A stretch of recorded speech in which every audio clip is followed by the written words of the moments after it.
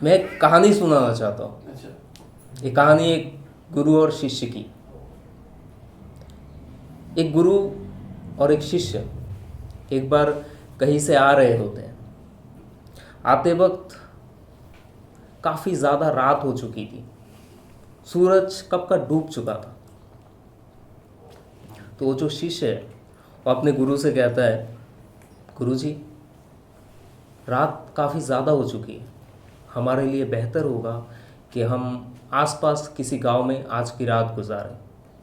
तो गुरुजी ये बात सुन के हामी भर देते हैं और वो लोग आसपास किसी गांव में रुकने का प्रबंध करता है।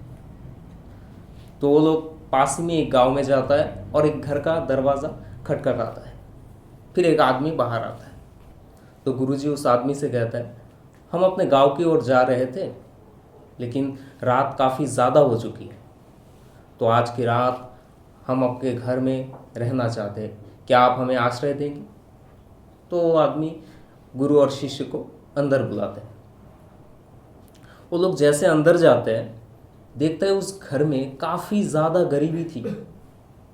तो गुरु उस आदमी से कहता है, तुम करते क्या हो? वो आदमी कहता है, मेरे पास बहुत सारी ज़मीन है। तो गुरुजी कहता है, तुम्हारे पास अगर इतनी सारी ज़मीन है तो तुम्हारा हालत ऐसा क्यों है?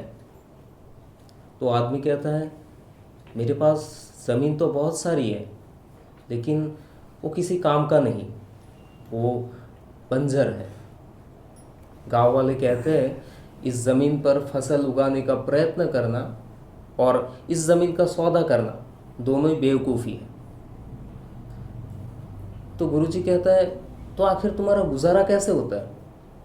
तो आदमी कहता है, मेरे पास एक गाय है, मेरे पूरे घर का खर्च इस गाय की दूध बेचकर होती है। ये सुनने के बाद गुरु और शिष्य सोने के लिए चला जाता है। रात को तकरीबन 3 बज रहा था। गुरु अपने शिष्य को नींद से जगाता है और उस गरीब आदमी की जो गाय थी उसे लेके चोरी चोरी अपने गांव की ओर निकल पड़ता है। ये देख के शिष्य अपने गुरु से कहता है, गुरु जी, ये हम ठीक नहीं कर रहे हैं।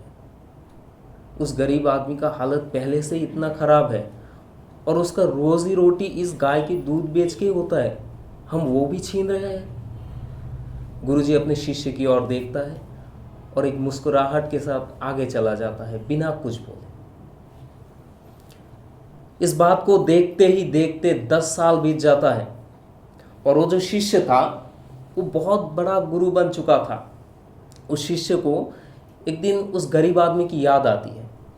वो सोचता है, मेरे गुरु ने उस आदमी के साथ ठीक नहीं किया था, मुझे लगता है मुझे चल के एक बार देखना चाहिए उस आदमी का हालत क्या है। तो वो एक दिन उस गांव में जाता है और उसी जगह जाके रुकता है जहां वो गुरु के साथ रात गुजारे थे। लेकिन वो जाके काफ़ी आश्चर्यित हो जाता है।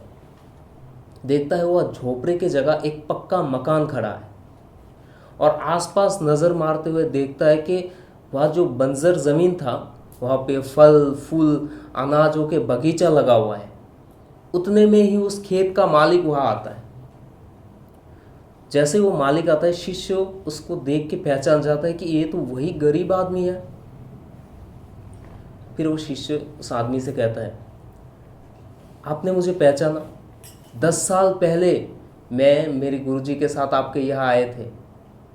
तो आदमी सोचते हुए कहता है, हाँ मुझे याद है, लेकिन आप लोग रात को कहाँ चले गए थे?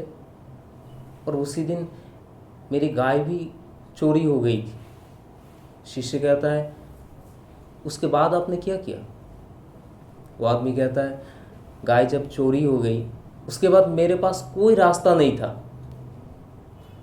मैंने अपनी ज़मीन पर तब जी जान लगा के मेहनत की और देखते ही देखते यह फसल उगना चालू हो गया और आज मैं इस गांव का सबसे बड़ा और सबसे धनवान आदमी हूँ।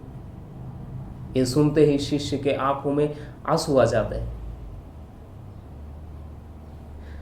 वो अपने गुरु के लिए भावुक होके वही रोने लगते हैं, क्योंकि उस दिन गुरु ने 10 साल पहले जो किया था शिष्य को आज समझ आया है। इस कहानी से हमें ये सीखने को मिलता है कि हमारे आसपास ऐसी बहुत सारी चीज़ है जिससे हम अपनी ज़िंदगी को बदल सकते हैं। बस सही समय पर सही चीज़ पहचानने की हुनर होना चाहिए। अगर आप आगे नहीं बढ़ पाए तो कुछ ऐसा है जो आपको रोक के रखा है। वो कुछ भी हो सकता है, वो कोई लोग हो सकता है, वो ये समाज हो सकता है, आपका भय हो सकता है, लज्जा हो सकता है, यहाँ तक कि आपके परिवार भी हो सकता है। क्या उस गरीब आदमी की तरह आपका भी तो कोई गाय नहीं है जो आपको रोक के रखा है?